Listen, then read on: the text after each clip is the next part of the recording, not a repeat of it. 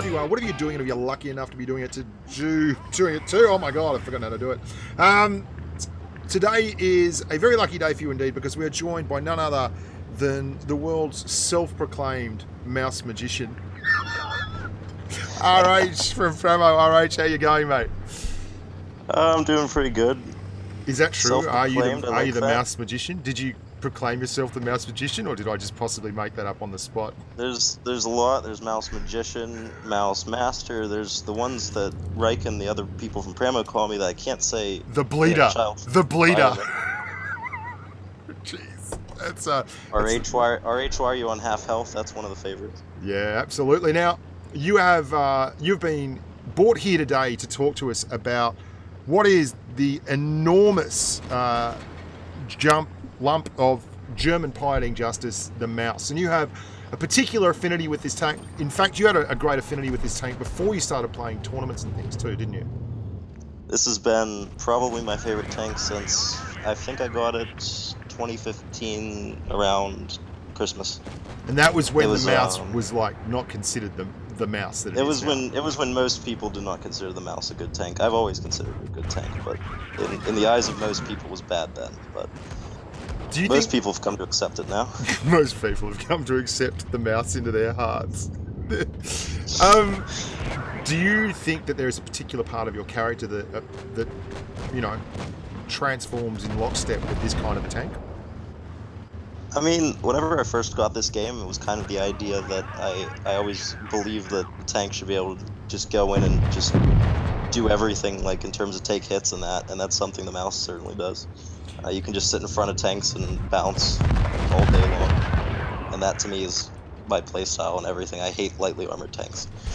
Yeah, it's funny, isn't it? Cometh the man, cometh the hour. That's a great JFK quote, like Cuban Missile Crisis and all this, but it feels that way for me when I look at tournaments. You were almost purpose-built for tournament play before tournaments existed, weren't you? Like, the way you play the game, if you're playing a lot of mouse, then you're playing like that role, that tournament role for your team, time in, time out, aren't you? It's a little bit, actually, in my opinion, a bit easier to play a tournament than a random battle, because in a tournament you have to focus on just angling. I'm 100% not allowed to do damage in a tournament. I get yelled at if I do too much, because you're just solely there to absorb damage. You're not there to do damage at all, because whenever you do damage to mouse, you take risk of taking damage. And I get yelled at if I do damage. You're not allowed to plead. For those of you who are wondering what we're talking about here, if you've ever sat in the Discord channel for Pramo when they're in a tournament, you can hear Raikkonen yelling, RH, why are you bleeding? He's fixated with you, isn't he, mate? You can't help it. It's a very love-hate relationship. It's either him yelling, why am I bleeding, or me complaining about various RNG throughout the game. You mentioned something that I find very interesting there, and we're watching a game at the moment. You're on Temple, and you've literally just driven into about 6 tanks and held them and just bounced 1,000 shots while the rest of your team slowly whittled them away and come out on top. And that's pretty much the tournament playstyle you're talking about, isn't it? Like, you have to not take those shots. You just have to bleed them out. Like, let them break themselves upon you. It's one of the hardest things to do in a team battle, like not a team battle, a random battle, because your gut tells you want to do damage, but there's certain times when you just have to focus on angling and bouncing shots, because even though you can do damage, your gun is pretty much the worst, I think, in terms of DPM for tier 10 heavies. And it's also very bad at penning, so you're basically just built to take, you're not built to dish damage out. You're just like a big sponge. You just want to take on as much liquid as you can and hold it till the end of the battle. I had a great conversation with Benny after the Legion tilt in Minsk, and he made the same point where his job is kind of to die, but to die as slowly and taking as many shots as possible. Do you feel that kind of encapsulates the tournament role of the mouse? It's never, the way we use it, we're never intending the mouse to die. I just end up dying at some point in the battle, but the main object is certainly your job is to basically be at the front. You absorb damage for tanks, like we split them into, like, you have your guaranteed heavies like the mouse, the IS-4, that are just there to soak things up, and it's mainly the mouse. But you have like specialties like autoloaders and clippers, and then your mediums. that you really don't want to let your mediums and your autoloaders take a lot of hits. You Yeah. want the tanks to be taking hits. They're the ones that are like if they're the ones meant to be taking the hits. Yeah, and how does that? So that's tournament play, and that's wonderful. But how does that translate when you're actually in a public game? Like, how hard is that to deal with in a public game? It's a lot of the same style, but you actually get to do damage in it. It's basically you're taking your angling and you're just adding in whenever you can get damage. So I think the mine game that I was holding, you saw that whenever I would poke, Yeah, I would always usually wait for the enemy tanks to either fire at me first, and then angle the turret, which we'll get to the angling at some point. But it's kind of just a wait and take your shots when you can. You want to be very passive in the mouse because your DPM is very bad. So even if you don't get the first shot off, as long as you get the last shot off, that's really all that matters. I like that. As long as you get the last shot off. Let's talk about the turret now, because this is really the the gist of the mouse, the stink, the truth of the mouse is this turret angling, and a lot of people struggle with it. Do you want to talk about the angling of the tank when you're side scraping or you're even in open fields? Talk about how you actually move the tank. So the hull armor I like because it's pretty straightforward. It's basic side scraping, and if you've played the 4502B leading up to it, you actually just get 85 millimeters more side armor, so you don't have to worry about overmatching as much, and you can be a bit more. You can leave your side out a little bit more on side scraping. Do The turret. you want to let people know what you mean by overmatching with that? So the VK has 100 millimeters of armor on the sides, and if you've ever played against it and you have something with high pen, you'll notice that the VK really can't turn. It doesn't take a lot of the VK side for you to be able to pen it because it's mainly on tanks like mediums. I think it's pretty hard for you to overmatch 100, but the angling Yeah. still would revolve around that. Like Yeah, like anything a above- 268 would have 303 millimeters of AP pen. Yeah, 268 would go through it Yeah. fairly easily. Yeah. If you're angling it right, you should be at a very steep angle, but the mouse gives you the extra side armor so that you can have a lot stronger side. If you're side scraping in a mouse, your hull is pretty much impenetrable if you're doing it correctly. So what do you watch out for then if you're side scraping in a mouse? The main things to watch out for are high damage guns and high pen guns. So any type of tank destroyer, really, the only tank destroyer I would say that you don't have to worry about as much would be something like any tier 9 ones, really, that are low pen. Definitely wouldn't try against a T30. Those are pretty nasty, but tier 10 wise, I would say the one you'd have to worry about least would probably be something like a Foch or that, just because you want to look for ones with low pen. Yeah. But anything with high alpha, like a 183, you want to devote all your attention to balancing that. Heavy tank wise, IS4s are a pain in the ass. Yeah, Well, they they're a are real trouble. pain to deal with. With calibrated shells, an IS4 can go through your turret very easily. They get out to E5s are 374 pretty bad. millimeters of pen. That's crazy, hey? Yeah, I've played the. We were looking over a tournament map once, and I took the IS4 and looked at a mouse with calibrated shells, and that was not something I enjoyed seeing for so long because you're so used to the armor, and then you look at it with like an IS4 like that, and it's just like, wow, that's a lot of gray. Did you, just to give people some kind of idea on how much you love this tank, how many games have you played in the mouse? I think we're over 2,000 now.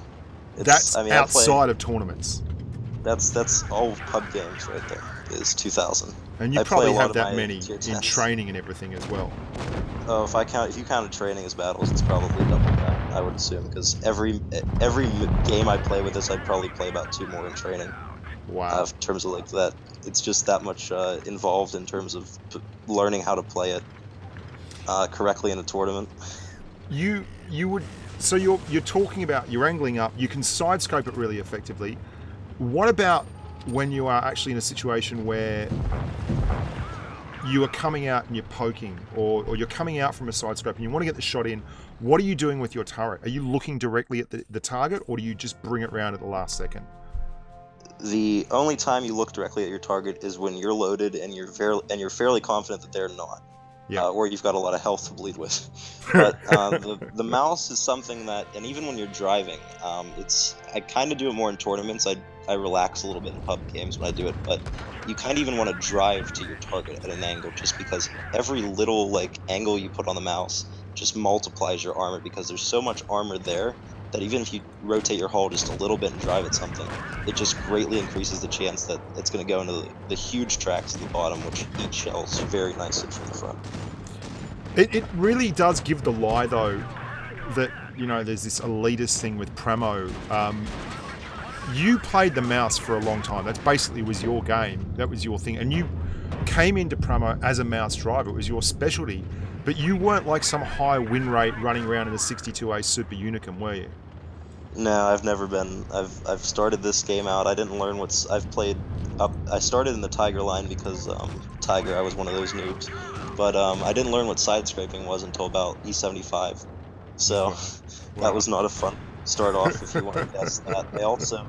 I also didn't start firing like premium rounds at all until I got at least a couple hundred games in the 100.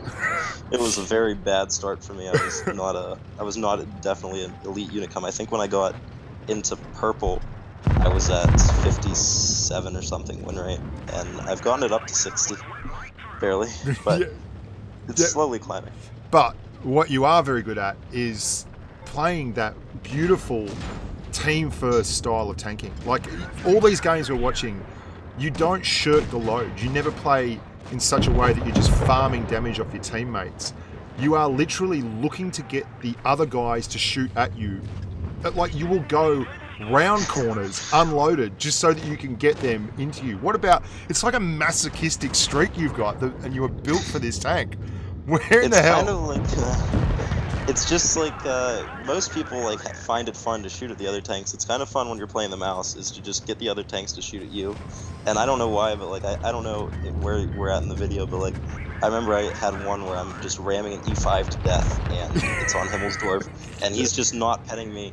And it's just that kind of moment where it's like, you give the other team, like you give the other tank the opportunity to shoot at you, but it's kind of just like, okay, you can take a shot, good luck. Yeah, come at me if you're hard enough. Like, you're just gonna love it.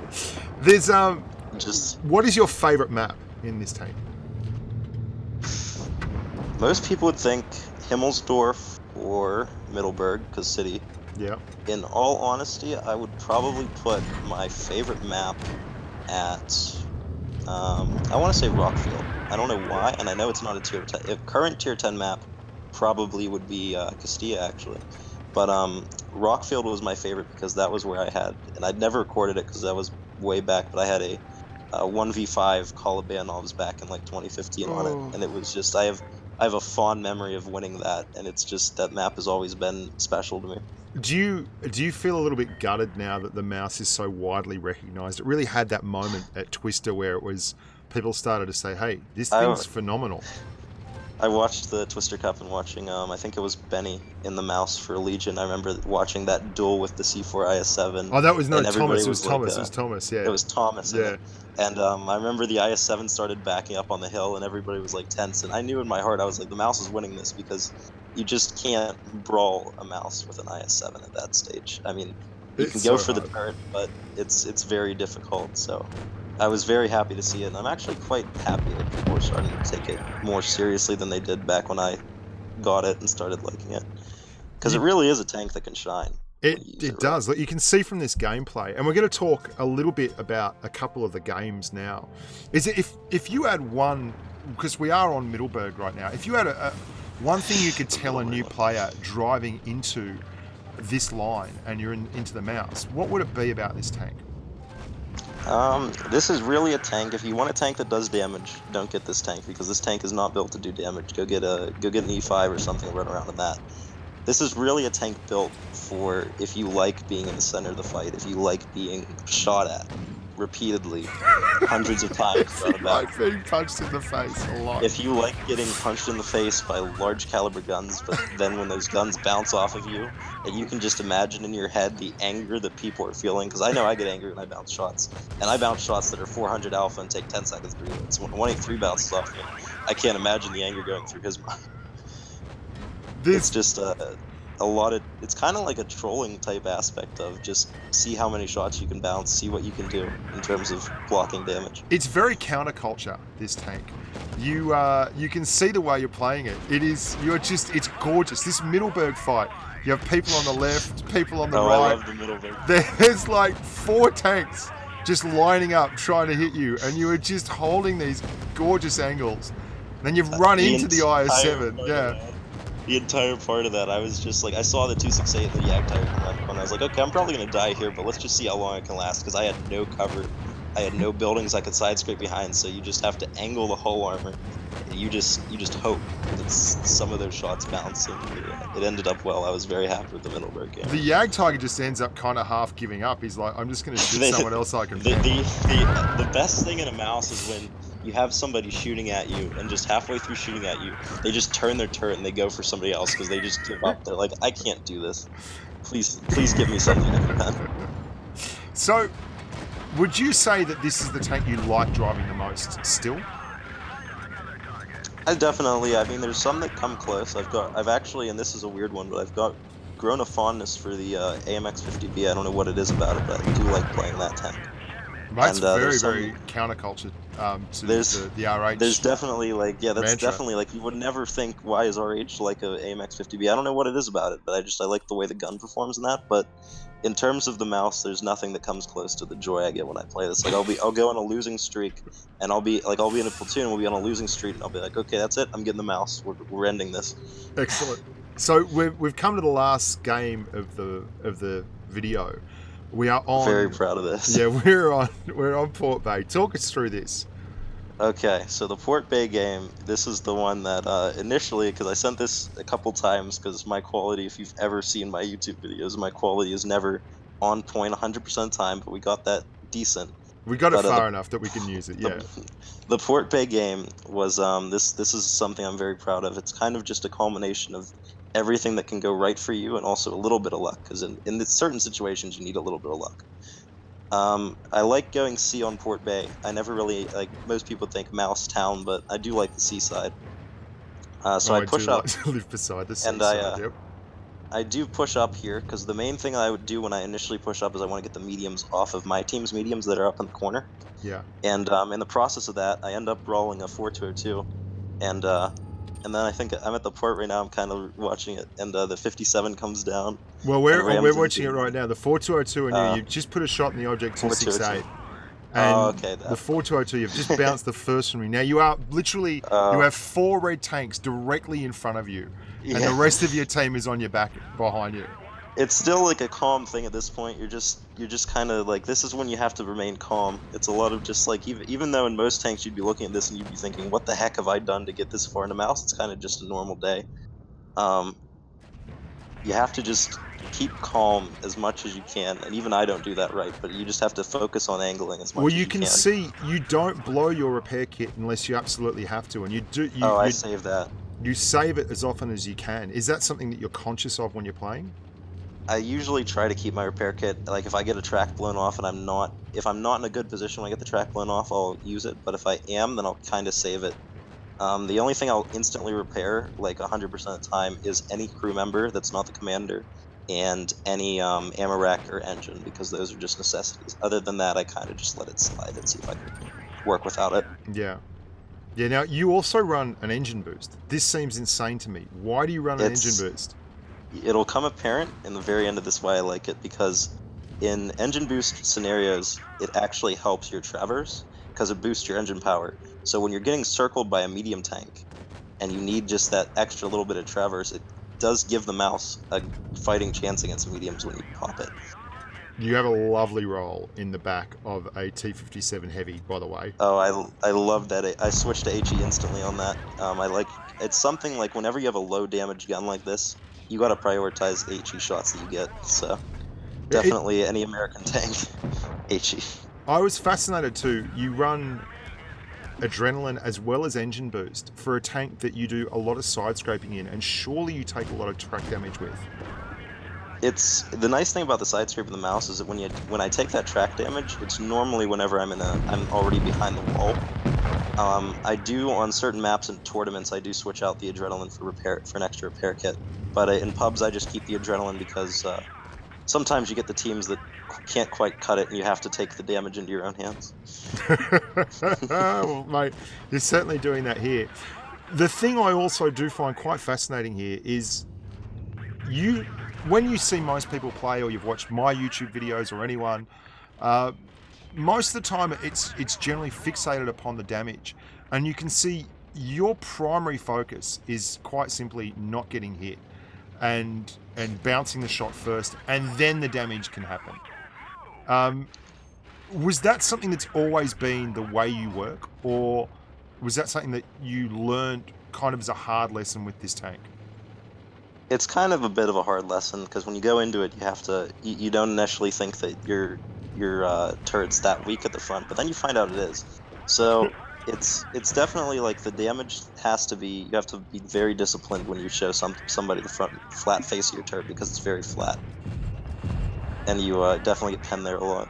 This is brilliant. Watching this, you have dragged this back, and you are now on 440 hit points against a 1200 hit point T54. And here this comes is where the engine boost. Power boost is about to come into play because I think I have engine damage for a good portion of this, but when I get the engine boost back, it gives you just like before my repair kit comes back online. Yeah, you just got there, mate. I just think it's brilliant to see someone that loves playing a really different tank, and you don't take another bit of damage. Is there any tank that you like at tier 10 that you look at and you just know, oh, I got this tank. This is my tank every time? Pretty much any medium tank. Any medium tank I see it, like, because the pen numbers, I mean, if I get my flank, then I'm a little bit concerned, but from the front, any medium I get in front of me, I've known that I've bested them. Yes. So it's kind of just that knowledge. Well, that poor 4202 with a Hesh gun must have just been pulling his hair out. Oh, it's never... I have a 4202. It's never fun trying to play that tank. Yeah. So, look, mate, that was an amazing game. Nearly 6,000 damage, easy mastery, bounced absolutely everything. Is there anything else you'd like to say about the mouse before we pull the pin? If you ever get the chance to ram something, and that ramming is very. I was wondering when I could get to this because the 268 there in that game. Yes. And the T54 a little bit. The ramming is very crucial. Like it's the tactical ram on the 268 was one of the reasons that game became a win. Yeah, you just drove forward and just basically plowed him under. You have a roughly almost 200-ton tank. You got to use that weight when you can. And it definitely adds up the damage in situations like close combat. Any ram you can get, just keep tapping them for like that 30. They won't notice it until they've lost about 200 to you just tapping them, and then they'll start feeling it a bit then. I saw that with the 54. I mean, he lost 200 hit points just trying to COD you. Like he just lost hit points getting too close. That's the thing with the mediums and mice is like you would think the object with a medium is to just get close and side hug it, but you have to be very careful when you do that because if the mouse gets you in a corner or something and taps you, you're losing health. Yeah, a lot. All right, mate. Well, thank you so very, very much. I mean, we've been trying to do this for a long time, but to finally actually get it done is fantastic. It's gonna be, I'm happy to do it. I love playing this tank, and when you came to me and you were like, because I think I came to you and I asked you, I was like, you want a mouse masterclass? I'll give it to you, because that's just an excuse for me to go out and play a bunch of mouse. Oh, mate, and don't worry, I'm going to fiddle. I'm going to make you the mouse magician in the intro. It might look a bit corny, but I'll see if I can do something. Everyone, thank you very much, RH. RH_131 from Pramo, a lovely human being. Hell of a bleeder, and the bane of Raikkonen's tournament existence at times. Love you, mate. Thank you so much for coming aboard. Thank you for having me. All right, humans. Until next time, look after yourselves and stay safe on the battlefield.